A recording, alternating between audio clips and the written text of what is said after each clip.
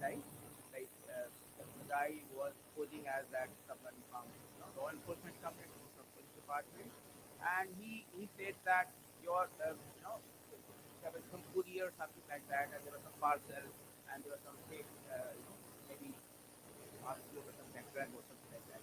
And the person, the student, normally students don't come across this kind of calls, so he got scared, and all sorts of blackmailing happened thereafter, and he was somehow refused his 4 lakh rupees, and later on the culprit was caught. The amount was converted to crypto, and there was some China connection also.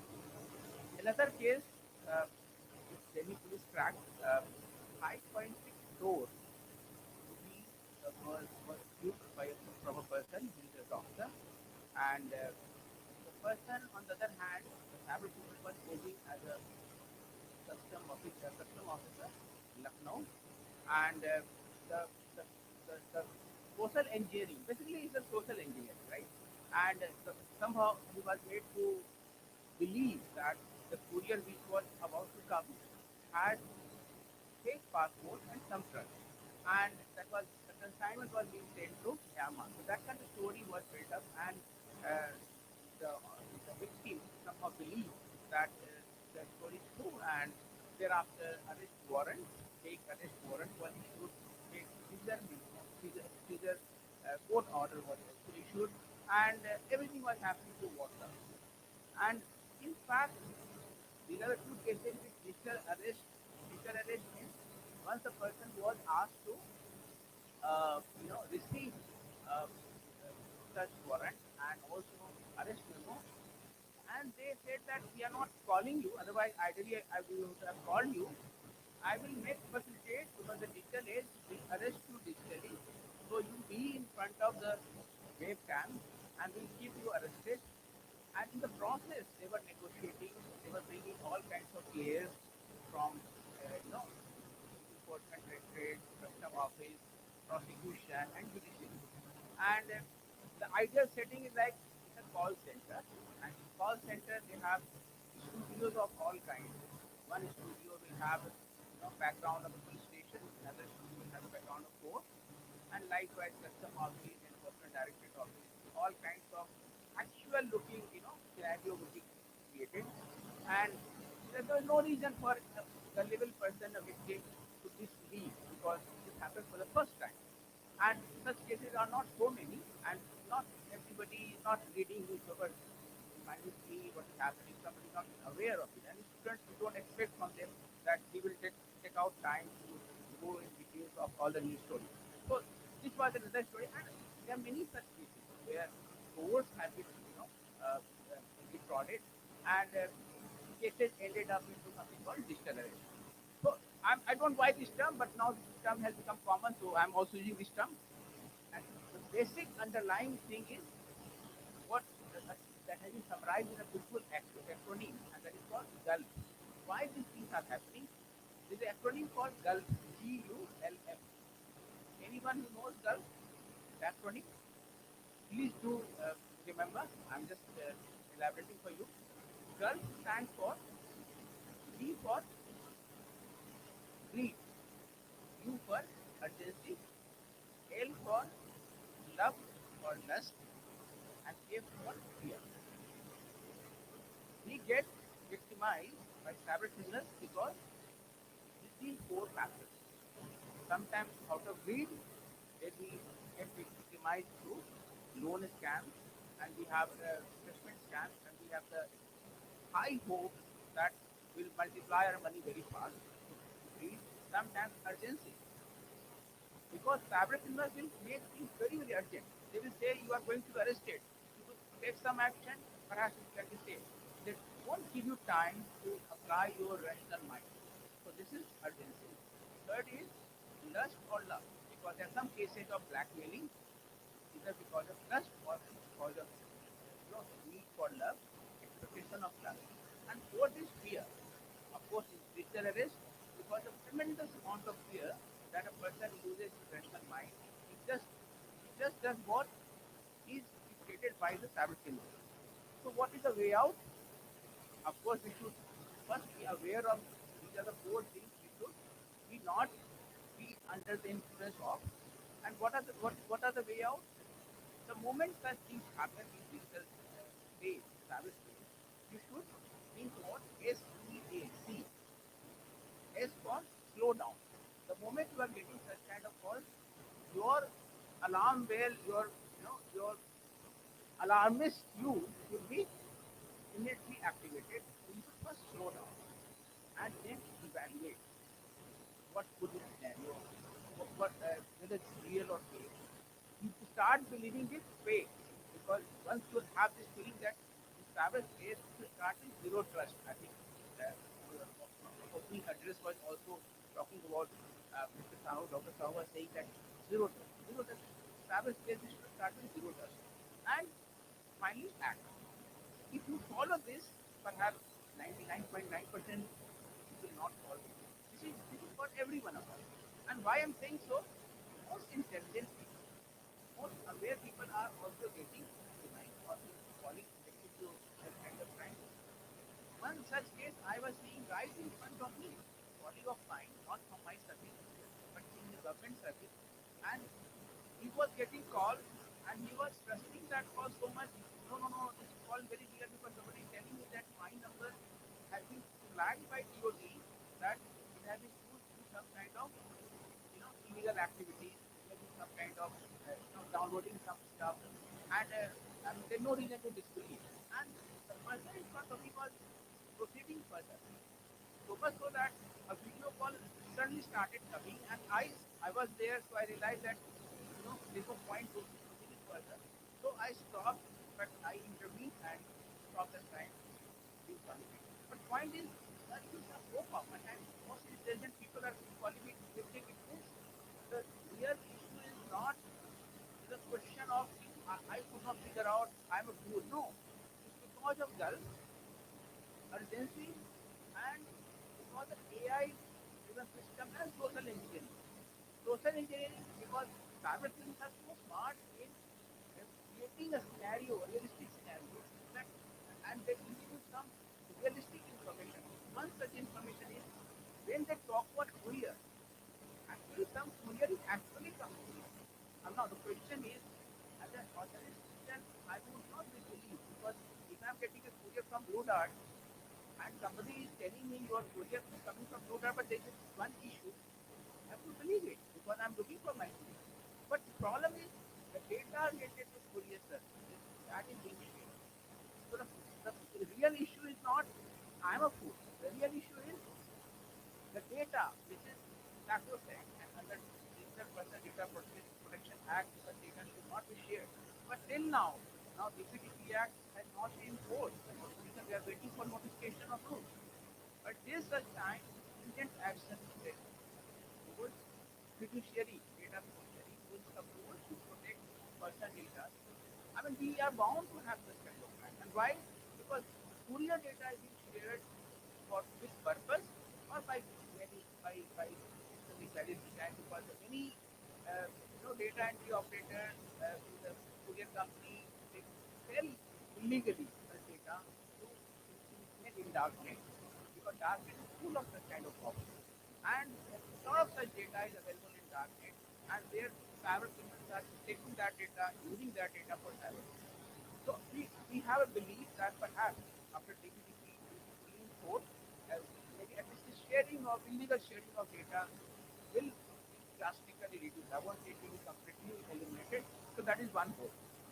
Now, second point is why such crimes are sophisticated. Apart from social engineering, another thing is we have to understand is, as Sir said, Dr. Pawan Dudal, Gen AI. Because Gen AI, because of Gen AI, perhaps it has become more difficult to distinguish between real and fake content. What is real and fake content? It's not only text, also audio, also video, images, codes, your biometrics, face, your fingerprint, everything can be artificially created. Now, question is, so far criminals are they are creating studio actual person. You will find the actual police officer, someone, some real person masquerading as a police officer. Soon, we will be finding a AI generated police officer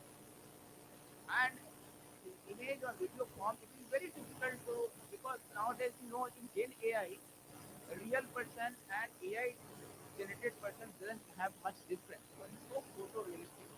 From psycho-visual perspective, and particularly when you are getting something in the digital form on screen, it is very difficult for you to understand this person actually exists or not. Now, question is for law enforcement, even if they get the screenshot of the person who is masquerading as a police officer, that person doesn't exist. Based on face identity, I cannot catch hold of that person because that person is not existing in this world. Similarly, for the audio, the voice would be AI generated. And scenario could be something like this. So far, we are finding digital arrests where actual actors are masquerading as police officer or ED officer or custom officer or prosecutor or judicial officer.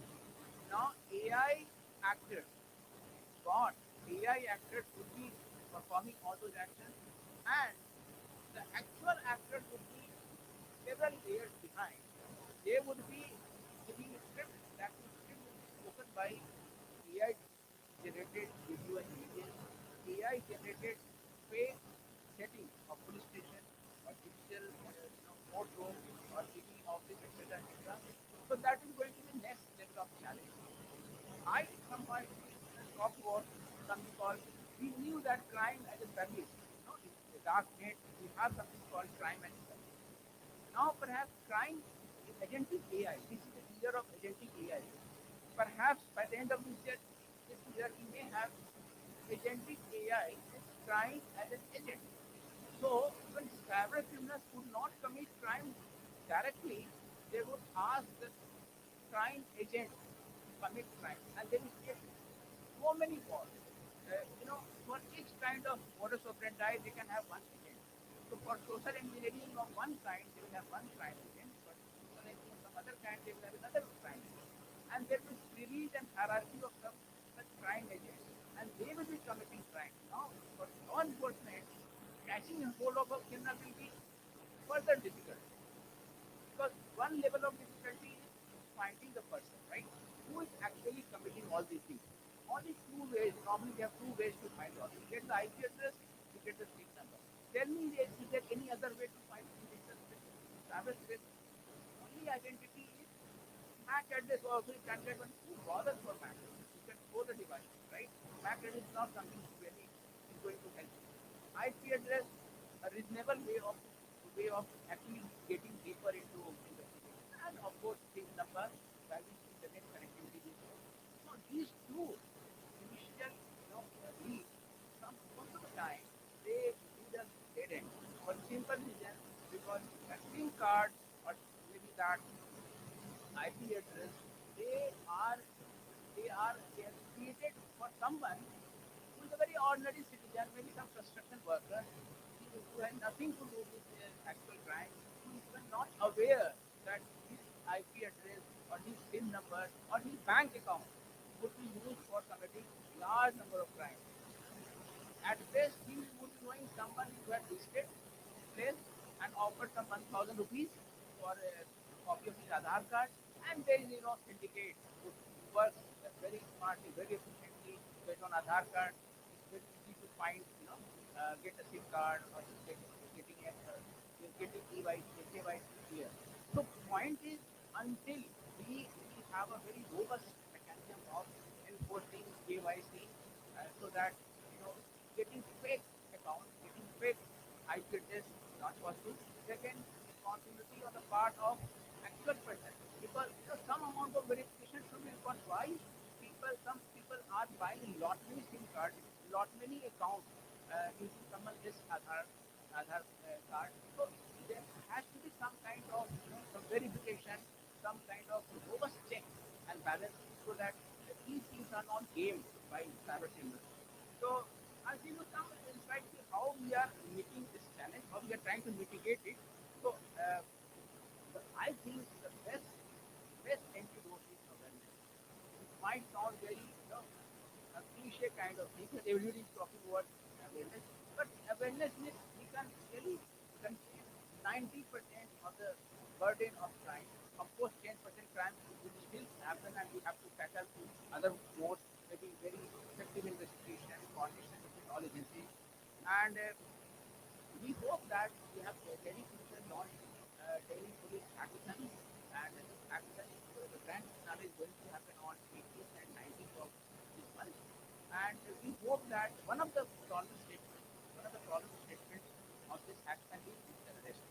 And we have invited startup students from across India, different top institutions, and we have a belief that someone will come with some great solution uh, how how to help citizens in in tackling this difficult of this terrorist and things related to that. And also, as you know, I foresee Indian Cybercrime Coordination Center is a massive initiative of government of India for here, almost 5 years. And it has come out as a big institution, an umbrella organization through which all kinds of cyber crimes are being tackled, not only reporting but also for investigation, also for threat assessment, uh, coordinated and focused action on different cyber criminal groups. And the success story is worth mentioning here. And there's something called CFCF that ensures that once we report a cyber fraud, action is taken in coordination with banking services, banking agencies, so that the money is in the cyber system, money is in the software system of banking services, so that money can be put on leave and that can be recovered to the victim. And one more thing I would talk about because we know that when we talk about Gen AI and we also talk about encryption, data encryption, uh, the time has come that we should also devote our time and energy for making the post-quantum cryptography. I talk about this thing in every such forum because I feel that it's a high time we should have our robust encryption standards. It's high time we should have our own foundational model because this morning we will talk on model poisoning, we will talk of inference poisoning, and we will talk of data poisoning. Ethical AI demands that we should address the issues of biases, prejudices, which is hidden inside the data, and an AI system is as good as the data on which it has been trained, and all the human weaknesses of biases, prejudices are already encapsulated in the data we are creating, and that models are also learning from that. So, as we know that AI is a black box, we can't expect beyond the point because we exactly don't know how model has learned from the data. So it's time for something called explainable AI. More and more efforts are required on that platform. Then only we have trust on AI system. And why I'm saying so because when we are going to tackle cybercrime of all the tools and all kinds of modus operandi, we need to have we cannot tackle it only by human effort because it requires a huge amount of AI-driven system so that all kinds of attacks, all kinds of potential criminals can be identified using footprints, digital footprints, and using AI-driven models, AI-driven system.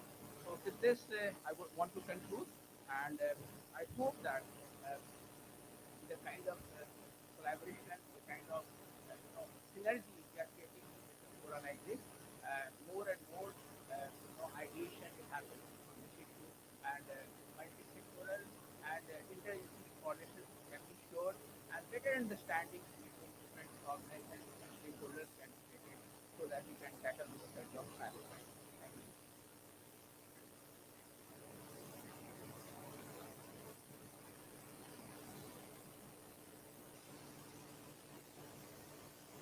Thank you so much, sir, for your valuable insights. So, ladies and gentlemen, as we are running late by 30 minutes, there will be no tea break. However, we will serve the tea insights, so we request all of you to please be seated. We now transition to the presentation from the industry leaders on how they are strengthening cybersecurity and protecting critical infrastructure. I request all the speakers to keep their speeches or presentations to 15 minutes only. You can have an eye on the timer. The timer is on the left side of the screen. May I now invite our first speaker, Mr. Ram Vaidyanathan, Cybersecurity Engineer, Managed Engine, Zoho Corp. Mr. Ram Vaidyanathan, a cybersecurity evangelist at Managed Engine Robocall, specializes in enterprise IT management solutions. Passionate about technology, he writes on cybersecurity trends, privacy mandates, and risk management. A frequent speaker at conferences, he guides businesses on tackling emerging threats and helps manage engine customers maximize the value of Block 360 and unified SIEM solutions. Please welcome Mr. Ram on the line.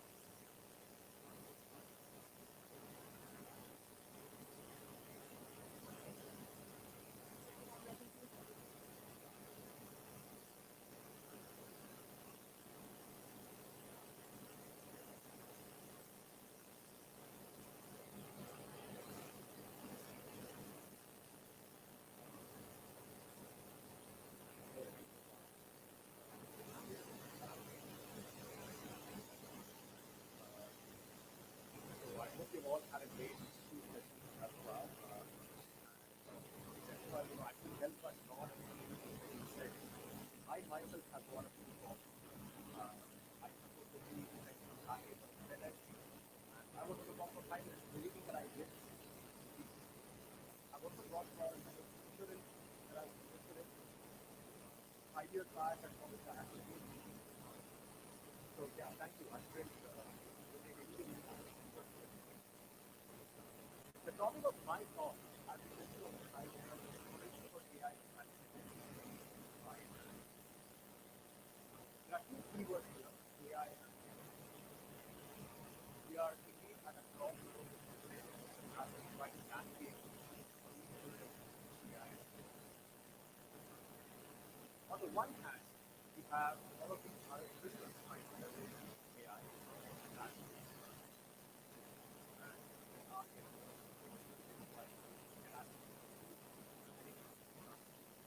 at the same time, we as private developers have to find a good fight and look at ways in which we can also use AI for all the things. So I'll be trying to give a glimpse of all of these things. So having said that, yes, my name is Ram and I work as a security analyst at Management. We make a solution that unifies SIOs for all of these, looks at every part of the network and converts these services to something. So here are some of the things that the adversaries of the day are actually doing. I'll get your attention to the right. There's ransomware and the ransom. The ransom note can be highly personalized for the and other criminals are able to make use of the fact that if it is highly personalized, then the chances of the ransom being paid would be that much. Likewise, AI can be used by malware and adjusting malware, depending upon the network itself and the difficulty of the network. In real time, AI can be used to adjust the malware. It can also be used to identify files and only encrypt those files that are most sensitive. So that is how adversaries are actually using AI for ransomware. Likewise, there are a few other types of attacks as well. You have data policy attacks. Of course, for any AI model to work, you need some training data. Now, can you imagine a situation where a cyber criminal is able to get in and actually work or manipulate that training data? So, in case the training data itself is manipulated, of course, the output is going to be very manipulated. You also have input manipulation attacks and model inversion attacks. This is pretty interesting as well, where the cyber criminal is going to look at all the outputs that an AI model is going to give them, and then from there work their way backwards and figure out what the input is. In this case, it could actually be real data or a real user. So this can really be useful, for example, in case of healthcare. So you have all of these outputs, and looking at all of these outputs, examining them, having is going to work out what the real personally identified information of the patient was. So this is the way you solve it. So what do we have to do as analysts? Well, there are some things that we have to do. First of all, we have to bring identity security, identity and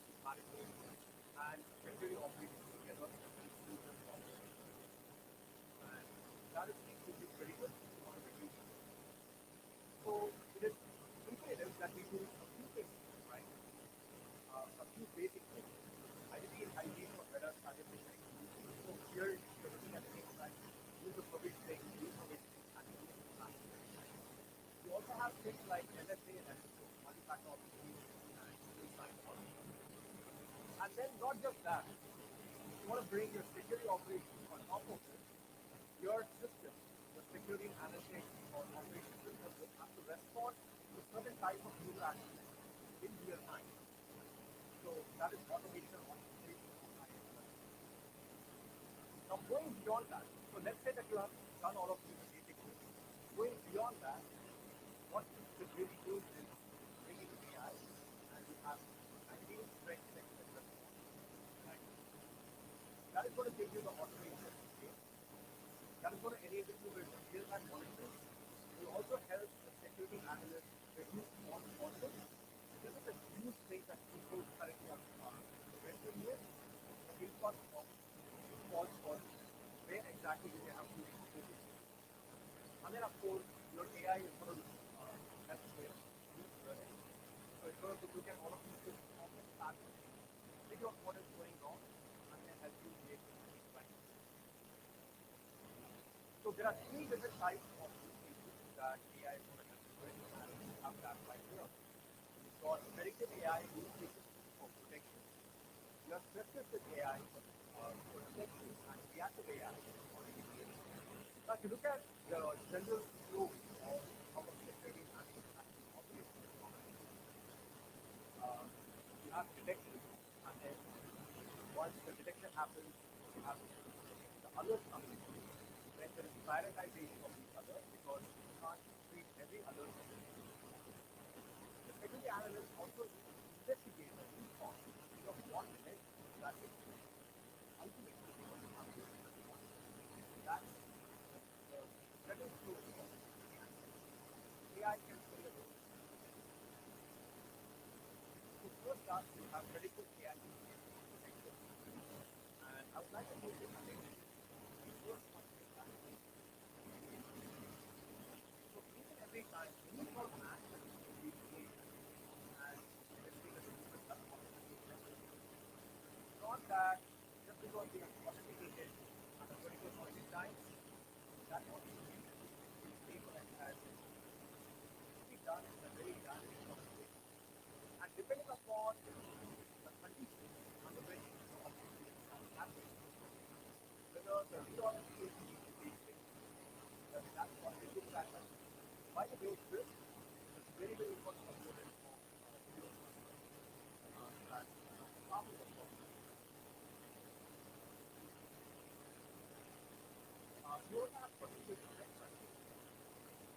Now there are so many cases where users are lurking in the network, and statistics say that it can take up to 6 months for an organization to know that exposure is there. So what if you have AI to augment the data, not just reduce it, augment it, so that it is able to look at 10 years time from such a user. It is able to look at conditions there. It's going to look very, very useful, and it's going to actually proactively understand. And AI can also use to predict attacker activity. For every organization, every security condition, between 3 to 4 cases that happen. So this is when AI can help looking at all of the different types of activity on the network.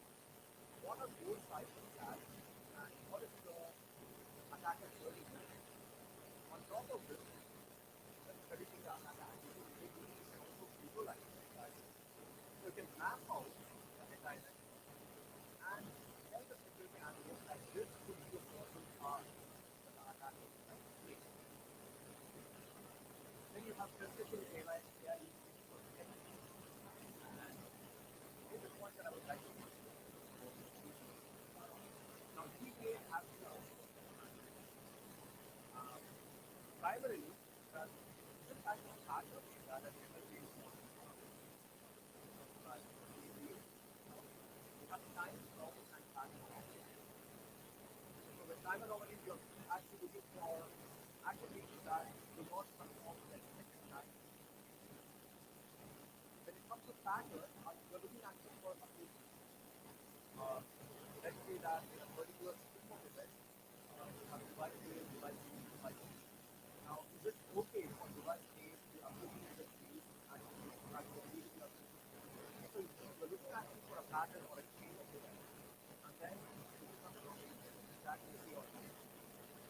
how well will it so inclusive when a particular server, for example, has a whole lot of applications being run on it with a given time and it is actually out now.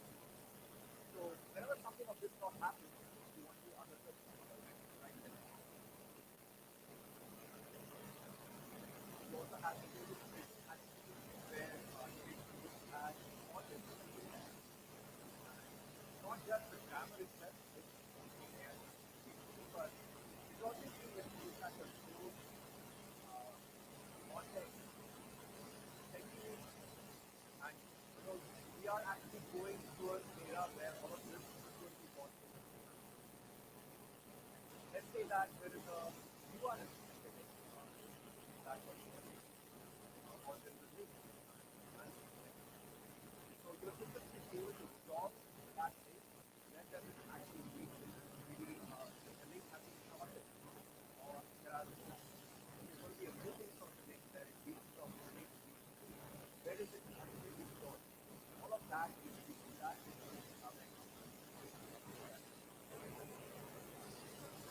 reactive AI use cases for communication. Uh, so I would like to give your attention to forensic analysis. So something that normally happens when a threat has taken place, as a security analyst, that it doesn't happen, we prepare for such something in case there is happening. So all of this learning that we get, AI can help with that. AI can also help with training right? So let's say that a user is doing lesson ID hacking, are we able to give using an AI assistant, for example, immediate training right then and there, very context. So instead of waiting for the end of the year where cybersecurity training is provided to all, which is an aspect. But what if we are able to give micro training at the time that a person is ready?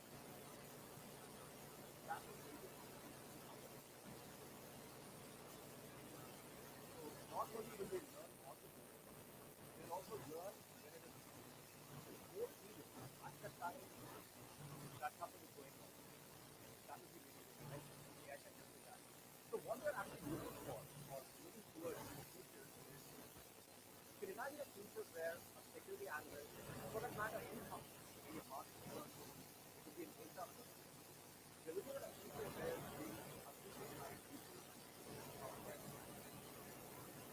so they can actually query the system and all that they will have as an interface, now I'm talking mostly people in the system, all that they will have as an interface is what where they can query. And in the back end, you will have an AI agent, um, probably deciphering that query, breaking it down into simpler parts, and then giving an answer to that particular security analyst or so at the end of the day, it's going to there's a lot of these different impacts, positive impacts of and positive impacts.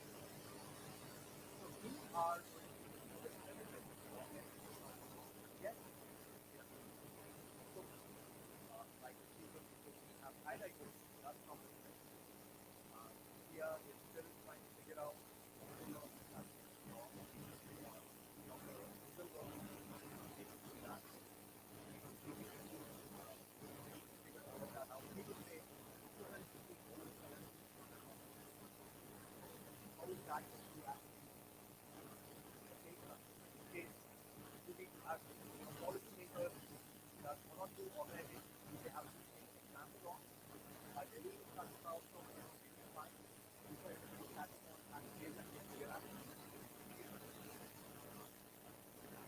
So earlier I spoke about the identity and access management that is happening. So this is what is happening. And if you really look at it, I touched upon some of these things, but in every part of this, you can actually have AI, you can have AI managers and other things running. By the way, this controversy can lead to actually a lot of misuse. So AI, at the end of the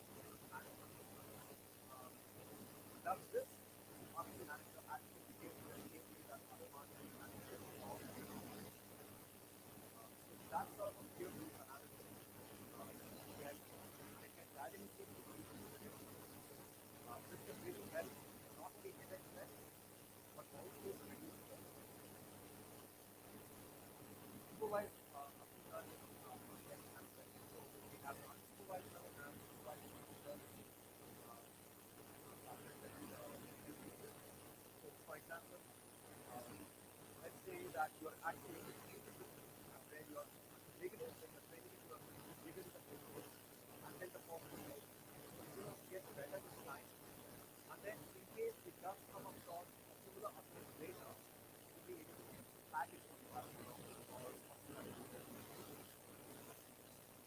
and this is very interesting. A lot of security analysts are uh, let's say that they want to investigate a particular thing or business right now. They can just use they can just use English language and they'll be able to work with the AI system to actually understand it and then give them what they are actually looking for. So let's say that they are looking for a particular report of all log in in a given time period or log into a particular server or the number of logins on a particular server. So it's a very simple report, but it will take time to get it completed. So let's understand everything, summarization as well. At the end of every quarter, usually the application manager or CISO will ask for a report.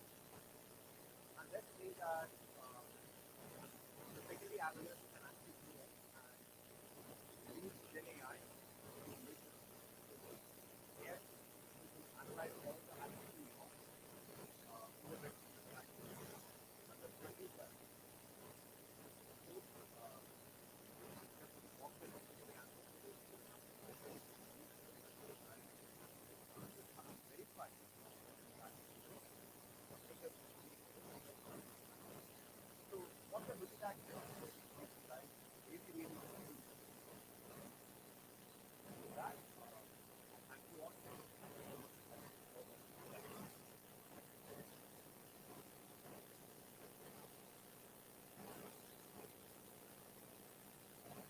Thank you so much, Mr. Ram, for sharing Managed Agents vision.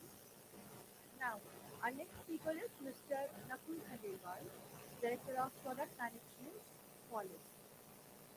Mr. Nakul Khandelwal leads the development of enterprise through risk management and other cybersecurity solutions. With over 12 years of experience in cyber risk management, product strategy, and innovation, he has a strong track record in driving growth and adoption. Previously, he led Safe Security's cyber risk quantification platform and is passionate about delivering scalable integrated solutions. Please welcome Mr. Nakul on the dial.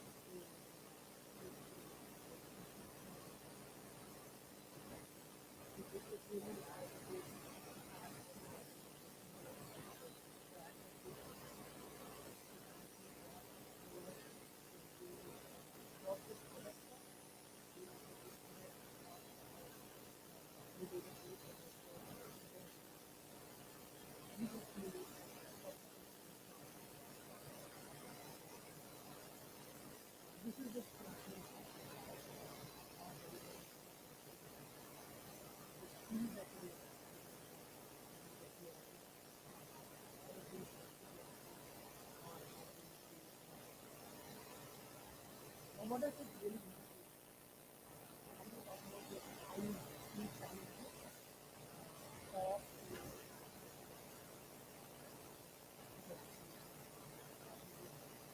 first time they do it,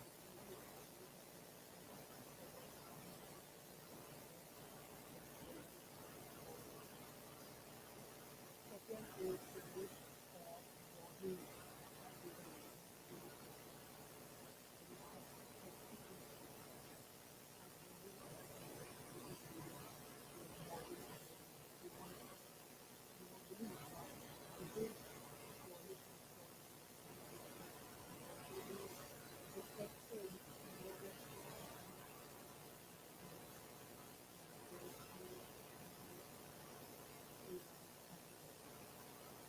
network including elements of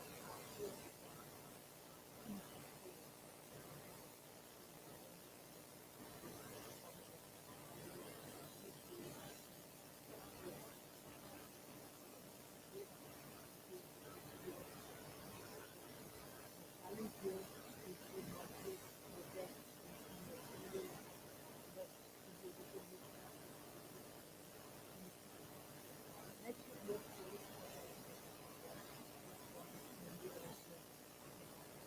internet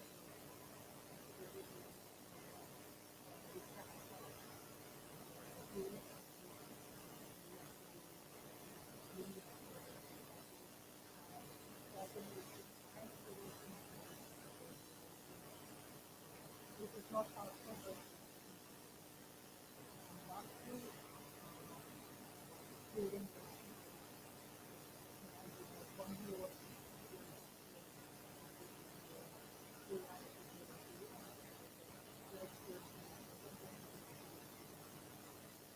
some of these challenges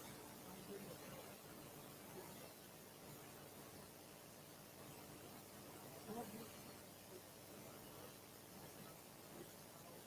water automatic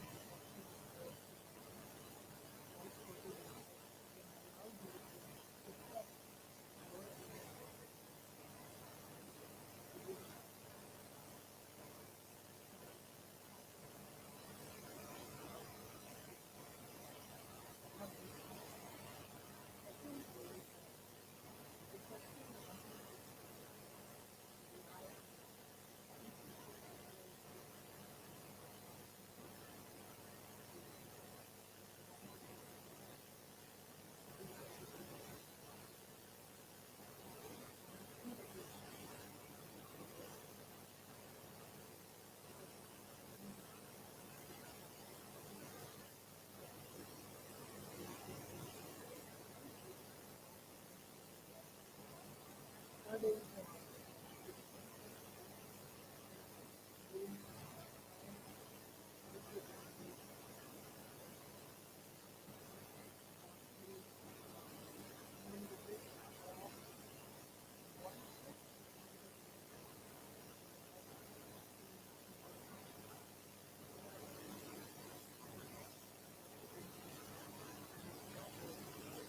all of this create this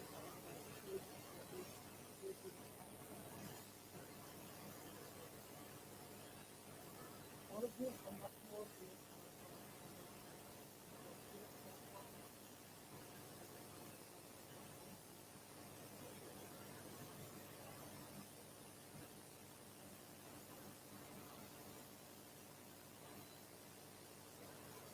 thank you so much, Mr. Nakul, for the insightful contribution. Now, we have a special session from our esteemed international speaker, Professor Kamaljeet Sandhu, University of New England, Australia, highlighting cybersecurity partnerships between India and Australia. Professor Kamaljeet Sandhu, Director of AI Hub at the University of New England, Australia, is globally recognized multi-award-winning research leader and principal investigator for Australian government grants. An expert in cybersecurity and AI innovation, he is a prolific author and keynote speaker bridging academic research with real-world challenges. He collaborates with universities, organizations, and governments to drive AI advancement and sustainable growth in technology and cybersecurity worldwide. Today he's going to share insights on the topic global cybersecurity leaders, challenges, and opportunities in the age of AI. Please welcome Professor Sunil.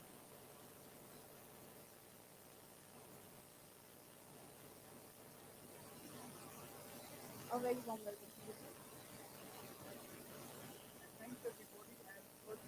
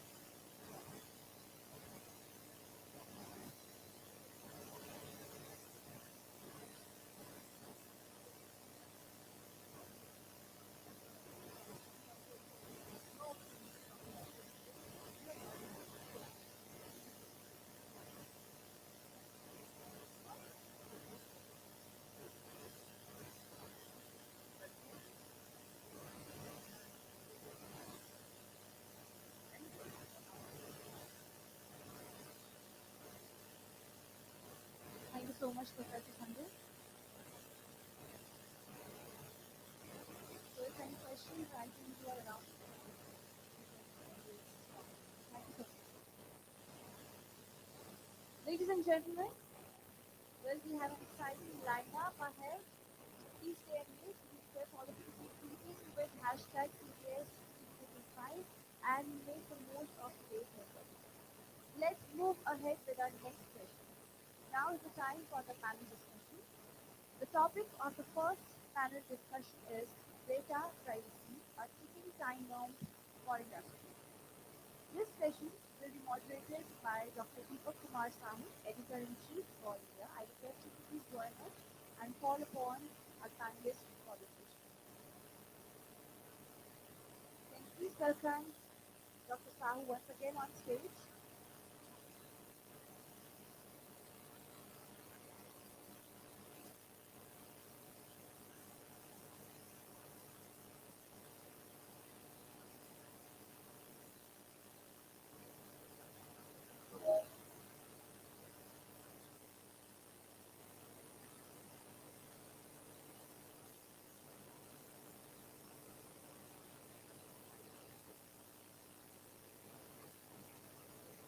Invite Mr. Samir Mathur, founder and CEO SM Consulting. Maybe people, somebody here that have a great professor.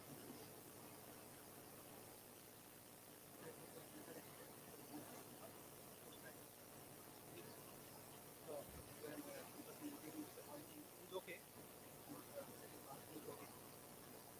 Mr. Sushant Mahapatra, senior lawyer, Supreme Court of India. Mr. Shantanu Sahai, partner, Anand and Anand. Major Surendu Mahanta, director, Forensic Crime Prevention Activity.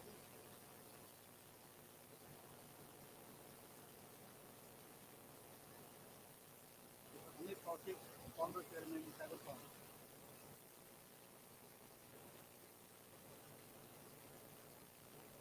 Head office, can I have the slide, please? Ravinder.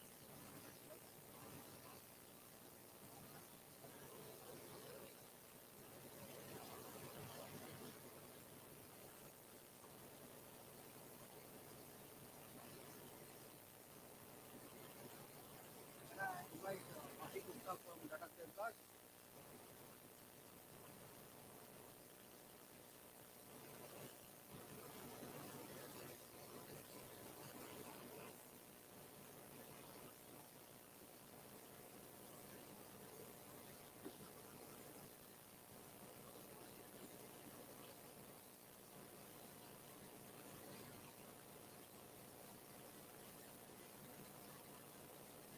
So the theme of the panel is data privacy, looking time bomb for industry. So before we start, if I could request, if at least think about online, online,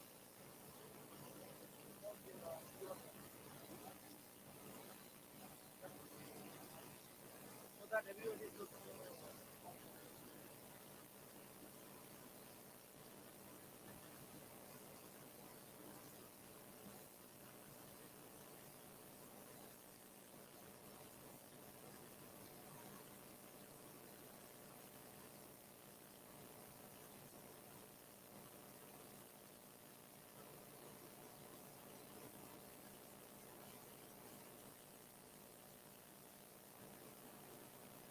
Yeah, good afternoon, Samir Mathur. This is my 36th year in business. I started in IIT, then before when we started. The last 7 years, almost 2 decades, we are a technology advisory lead on the course, working on cybersecurity for the last 5 6 years, especially on the DPDPA. Previously called PDPP, now we work on the DPDPA advisory. Thank you.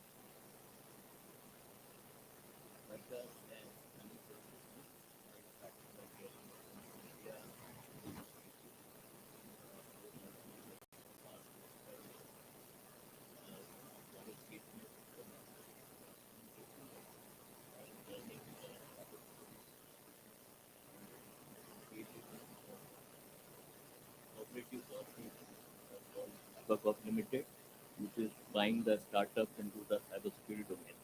Thank you. Okay. Shantanu.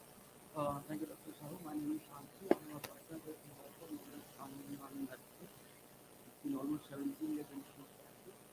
And as a part of my profile, I've been about after looking to find issues in commerce, cybersecurity, and Good afternoon, everyone. I am Major Subendu. I'm an ex-army officer, and been in the last 10 years I'm in the corporate. I'm working for a company called PL Technologies, and have the product by the name One Card. The One Card is a metal filled card. I take care of financial crime prevention because of the payment card industry, and as well as consumer legal and trust and safety. And being in the corporate, working with multiple companies, have faceted experience across industries, and looking forward to an engaging session of future show. Hi. Yeah. Good afternoon, everybody. I am Sushant Mahapatra. I am a practicing lawyer from the Supreme Court in High Court. I specialize into one of the field very few people know, the drugs and cosmetics law, pharmaceutical law. So that's basically the mixture of constitutional law, criminal law, and other phases of law. We are also working in the IP field, and now I am the author of the exhaustive commentary on drugs and cosmetics act. It's one of the masterpiece in India. Now we are just trying to venture into this DPDK and IT law. So we are already working on that subject deeply. I will introduce later on about that subject, what we are working on. Thank you. welcome. So, why I have introduced to all the friends? The reason behind is when you hear about the data privacy law, all big articles, 200 pages, 150 pages, 1000 pages. But I want somebody to speak summaries in 2 minutes. Let's understand from the panelists how better they can make them understand in 2 minutes at the max. Let's start with the first question. So how we have done is every panelist will be asked two questions. So that we have to increase the timeline. Okay, let's start. So what are the biggest legal and ethical challenges business face in the handling personal data? Subhendu. Where is Subhendu? So I will take you from Dr. Dugal, and he really mentioned about the challenges, complexities of adapting to changing regulatory landscapes. Right? We're talking about DPDP in India as a movement. We are talking about European Union, GDPR. We're talking about the GLBA, DPDP, FIFA, PPDA, to name all of this, and China has its own regulations. So, addressing all these challenges across different landscapes is a bigger constraint for every business, and have to cater for this environment. Further, as we kept hearing from Dr. Sandhu also, the emerging CI, the AI, and the cyber landscape, and also the biometrics to add on. The new regulations are coming up. Of course, many countries have already adopted, and this was clearly mentioned by Mr. Oswald during, and also Mr. Dr. Sahu also mentioned about this. And so, many countries are adapting to these changing regulations, and how we address these challenges is a difficult task for the legal fraternity, because having any gap in this or being non-compliant attracts regulatory penalties, including lawsuits. Right. Secondly, we talk about the cross-border transactions. Any cross-border transactions has its own ramifications, because your data is, the company is placed in one location, the data is sitting in another location, processing is happening in another location. So you are going through a intricacies of data transactions across boundaries. So that comes with a lot of challenges, because there is no standardization here. Secondly, we have heard about many countries who are, the government has access to the personal data of the customers. So personal data of customers are very sensible and sensitive in nature. This is something is a very serious challenge for everyone out there. Third, I'll talk about the complexities which is involved in taking the user consent, because not all the users are okay to share the data across the boundaries. So this is something a challenge. We'll talk about the cross-border transactions. Similarly, because of all these challenges that is coming up, that is brewing up, the companies are required to have enhanced consumer protections and transparency. So consumer protection and transparency involves a lot of issues here. first, of course, we talk about DPDP also, we have consent management. Secondly, the data adaptability, the data protections, the data transit transfers, data portability, and third-party data transfers. All of these are involved, and companies need to really cater for these requirements. On the ethical side, mostly I see two major challenges. One is use of bias algorithms. Bias algorithms are used to do very customer-centric advertisements and create a market for them. There's also false narratives that is created for a company, which is actually anti-competitive, which creates a false competition in the market, and that is actually adversary, and that is really not good for the health of the industry as such. So these are two major submissions I'll say on the ethical side, and the transparency is very much required. What data is consumed and what data is processed, and what consent that the customer is giving, and how the ethical practices are being adhered to in the data processing something. Wonderful. And let's hear from Samir. Yeah. So, since I come from the technology advisory side and we conduct workshops on DPDPA compliance, there are two, three challenges that we see from actual implementation side. One is that the consent, actually the face of this law is that consent from the concerned data principal.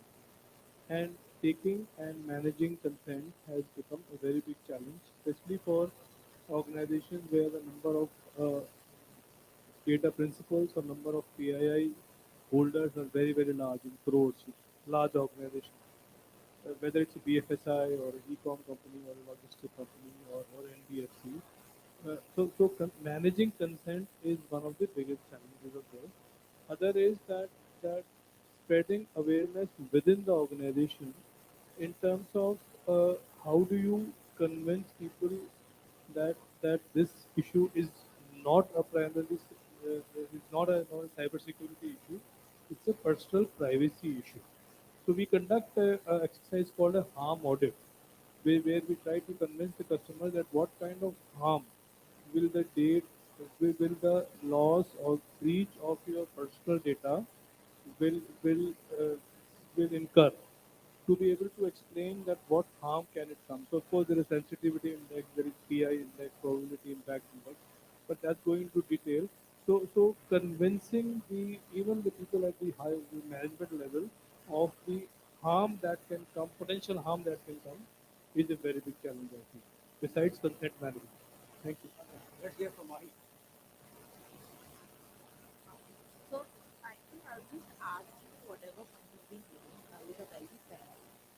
Uh, I think biggest challenge is trying to understand to draw a line between where does privacy end and what are the operational requirements for a business to be conducting business, right? Uh, I think the biggest thing which poses a challenge is that organizations think that with the advent of privacy laws or cybersecurity regulation, it means you can't do business. That's not what the intent of the regulation is. The regulation is saying that if you want to do certain things, just put certain guardrails in it so that everybody is in a win-win situation. It's not like one side wins all and the other side is losing everything. That is where the current situation is, and the balance that needs to be created is what the regulation is doing. So I think that's one of the challenges, and the other thing is also, and I keep saying this, is to get management to buy in. Because the way it is forced is, the whole narrative is more around, if you don't do this, you get punished. The point is, it needs to also, come into the stakeholders' mind that if you don't do this, it's not just about the fine, it's also about your reputation. And the reputation can do far more damage than a one-time, slap fine could do, right? It could destroy or make the business. I mean, if you ask me as a person, or as knowing so much about privacy, there are times when it really creeps me or really gives me the jeepers when somebody's asking me for data, which they shouldn't. But the saddest point of it is that they don't realize that they're asking for data which is much more beyond their needs. So I think that sensitization is again, I think, one of the biggest challenges. Let's hear from the legal team. We have Sushant Mahapatra and Shantanu. One second, I will should come with you. So, how do you see current data privacy regulations evolving to address the emerging digital threats? Over to Sushant. Actually, I what my said. See, we can remember this 2000 problem was there, millennium problem was there. So when we completed 1999, so there was a UN cry that the bank will stop working because there was provision of 2000, something like that. But slowly and efficiently, we have migrated from that technical problem and now everything is fine. So as far as this DPDP and privacy law is concerned, actually privacy laws already there in many acts. Like everybody is aware of the CIBIL, this credit rating agency. So I don't think every person, I think we are 100% are here, everybody's data is with the CIBIL. Already is there. So, but there is an integral part of the civil law itself, how the data is to be protected. So this is the beginning of the data protection for a person, so that his data can be protected. He has some right to raise voice before this board is constituted under the law. So I think instead of fearing about the implementation of this law, one should have a openness, and it is easy to comply with, as against the impression that some problem is going to be created. Because it is not a criminal law. The penal provisions are not there. Penalty is there, but fine is not there. So I will come on that point later on. I don't think there will be a very, very big problem because already provisions are there for step by implementation. Even if some companies are not able to comply with the provisions immediately, there will not be any fine or something that's going to be imposed upon them because the board has the power even to uh, give pardons also. So if there is an unconditional apology been given before the board, then the board will consider that, not that the board is going to impose a fine immediately. That's what I find the fine line between the various provisions. So in the next session, next question I will explain that one. Shantanu. uh, now,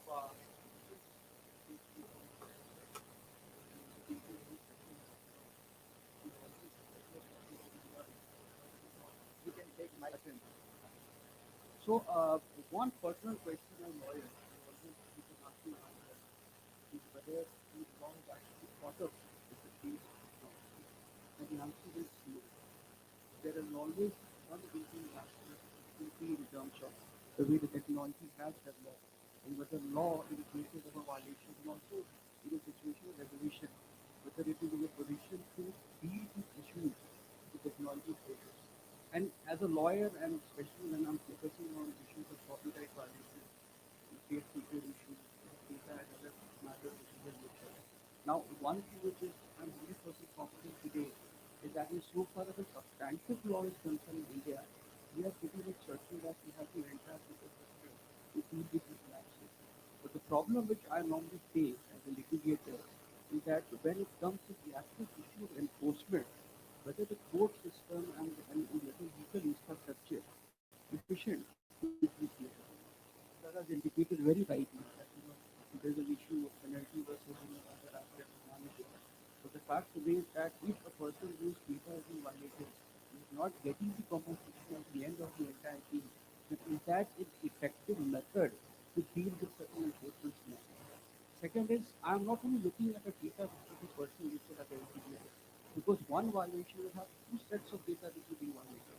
One is the personal identifiable data, and second is the proprietary data. Proprietary data is a large, vast sum of data which is encompassing issues of free secret violations, copyright issues, and other rights licenses. How are we dealing with those issues? Whether the Copyright Act is sufficient enough to deal with these aspects or not? Or the IT Act per se, what are these protections which the counterparty will take? Whether there are issues of fair dealing, but there is a research matter which is being given, or say power provision being allocated to them. So these are the fundamental practical issues. I'll be more, actually looking at how the situation unfolds, and obviously the draft rules have now come out. Let's understand what the DPO eventually has to do with these situations. Wonderful. My next question is, how should business handle third-party data sharing and vendor risk in privacy compliance? Over to Samir.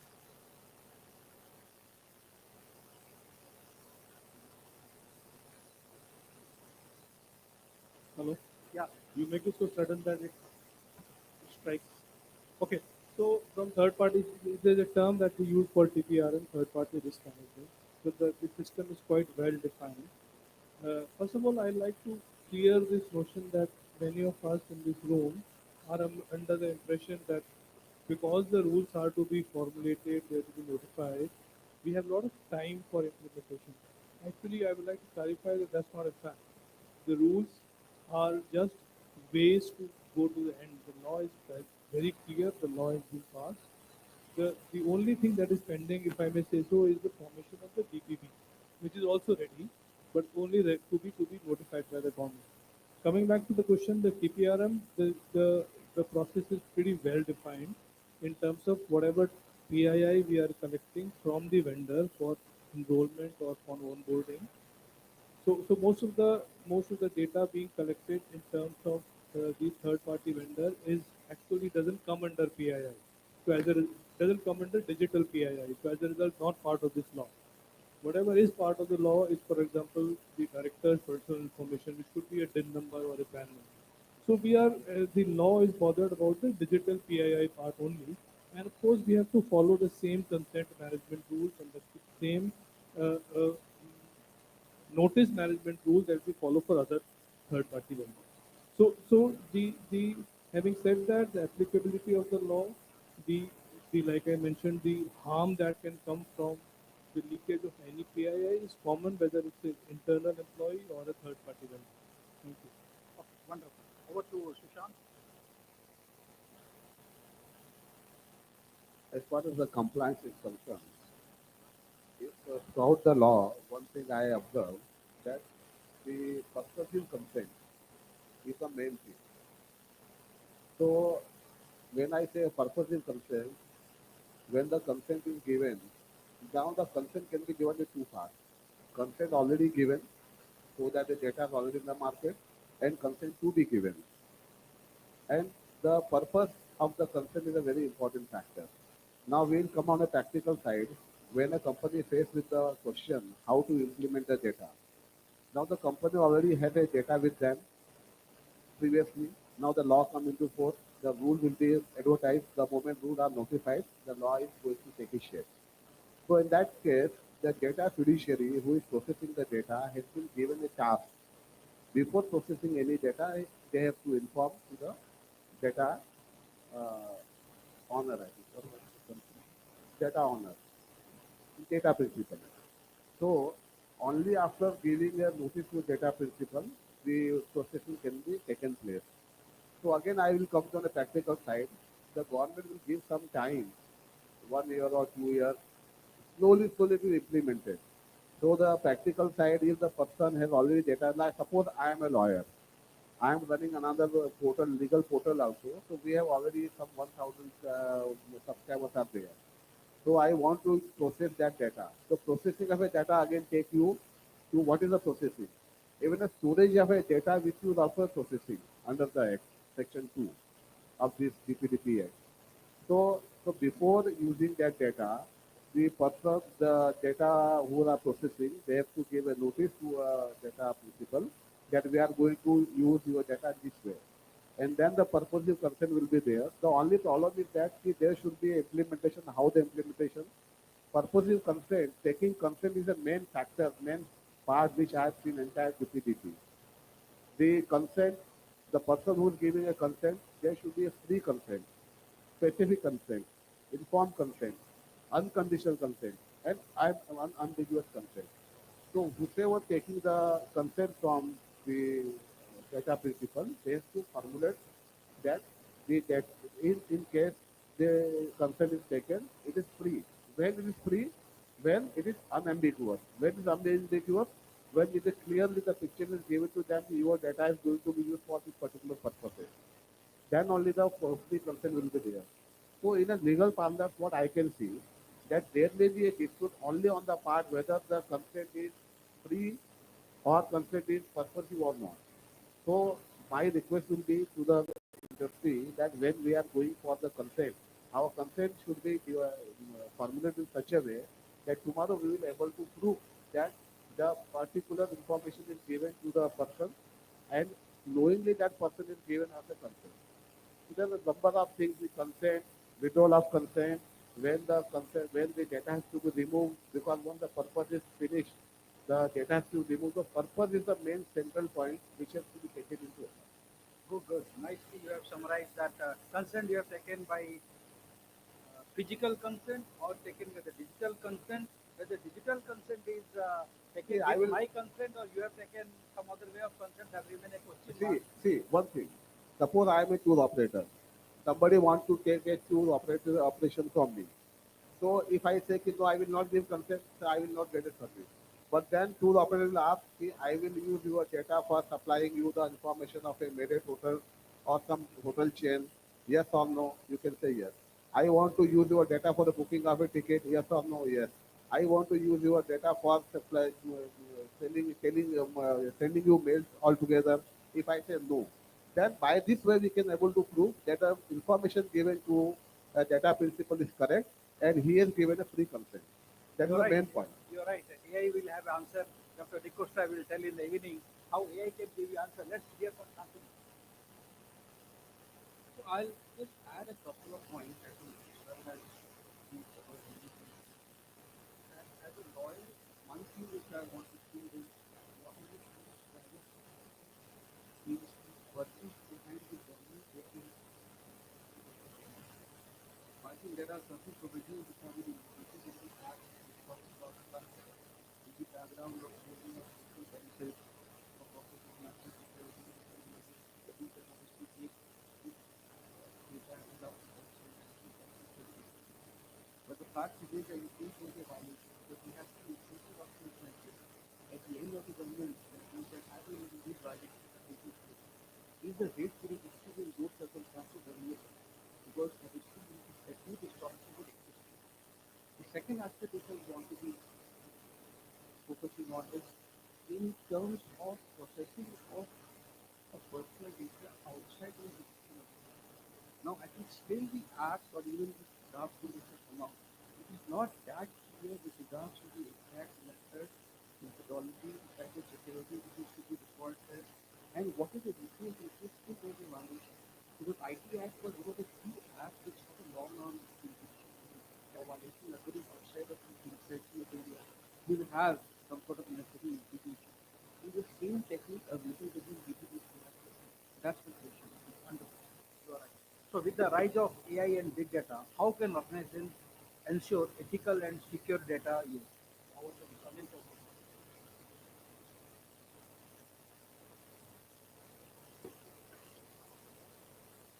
Yeah. So first of all, I would like to clarify a few points. Number one, that the ownership of the data is with the creator of the data or maybe the data principal. That has to be understood. That's the bottom line. Number two, no data privacy can go without the liabilities attached to that. So liabilities will be increased, liability will be there, and those could be stringent in the future. The lapses which I could see is the system that there is no provision for the keeping the data, how to store the data, where to store the critical data. We have seen last year that there was two ransom were attacks in All India Institute of Medical Sciences, where the entire data has been kept of the who's who of this country. Prime Minister's data, health data is there, President health data is there, even the defense minister. All data was kept there, and two times in 1 year it was stolen, copied, and the ransom was even procured. Now the question is how this DPDP doesn't give you the clear picture that how you should be keeping the data. Where, if you have the you have captured the data. Now one thing is that AI is essential for the data management. If you don't have the AI driven tool to understand the data, it will never be happening securely. You should have the mechanism to identify the data, and then the AI should be trained enough to actually identify the critical data, and the data should be stored properly. Now, the entire mechanism of the data management has to be driven automatically. It has to be driven by certain principle of data prevention. So the ownership of the data, because we understand that the ownership of data is with the principal. So the liabilities will be very huge in terms of when the data is being stolen. Suppose I will tell you a small example. Health insurance companies take your data every year.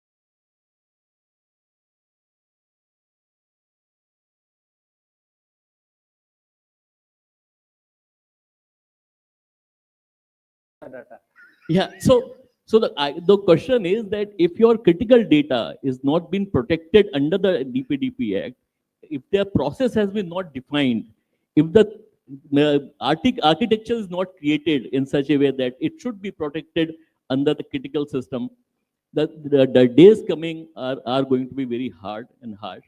The protection need to be understood in a very stringent manner, that the AI should be developed, the AI tool should be developed to actually the manage the data lake and big data. It should be structured. So one last thing I would like to add here, that the structuring of data is happening worldwide. So unstructured data is also getting scared. It's not available in the open domain. But tomorrow, I think the data is will also be under the question for the developing AI tool. You will not be having that kind of data which you can ultimately use for training your AI tools. So this is my take Wonderful. on Yeah, this. you are Thank you. absolutely. You have given the example why the DPDP law is necessary. Wonderful. So the last question was, this is the question everyone has to answer in one sentence. What predictions do you have for data privacy trends over 1 year down the line? I'll start with Sushant. One sentence is tough. I think you can manage it. I say it is a very positive sign, and it is more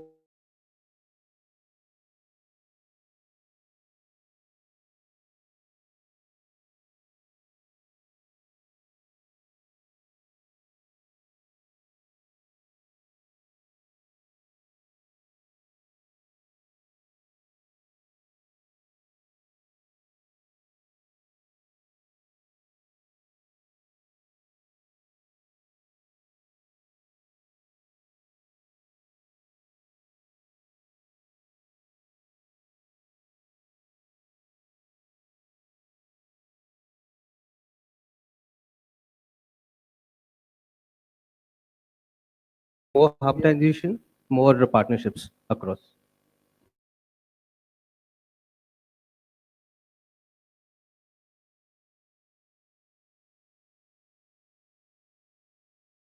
understand the dynamics of how litigation will have to shape up in years to come in case of the violations. Wonderful. Anil. Yeah, so after 1 year, I see that the data prevention will be supported by the insurance policies. The insurance product will come in the market to to mitigate your yeah. So Munich has already got the few of the product, but these are not very defined product. But ultimately, after 1 year, I think the data protection will be supported with the insurance policy. And I hope that there will be no data available in the open market. The structured data will be will have the role to play. Unstructured data will not be available even for the application like ChatGPT or maybe for Google. That's my. Your data may not available here, but it's available in ChatGPT. Anyway, Samir. Yeah, I agree that this is a law in the right direction. And of course, it needs a lot of maturity from the corporate and the government point of view to be able to implement it. Challenges are there, but I think with the right direction, it will ultimately benefit. The base of the law is privacy, individual privacy, and the individual privacy has to be maintained at any cost. So I think the law is the right direction and a good future. With all the bottlenecks, it will happen. Let's hear from Mahi. So I think 1 year down the line, it's going to be more about how organizations conduct their business and how mindfully are they going to be conducting business. And in terms of availability of data, they will have a better sense over what data, how data, when data, and what needs to be done with data. So yeah. I think it'll have a better sense in a more well-rounded way. That's what I think. So wonderful panel discussion. We hear from the legal experts, and we have the industrialist, and we have the legal expert from the data privacy company also. So thank you all the panelists for joining the session and sharing the inputs. Thank you very much. We'll have a group photograph.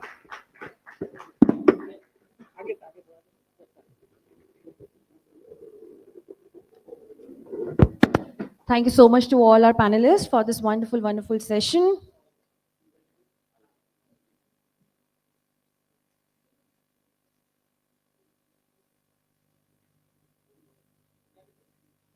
Thank you.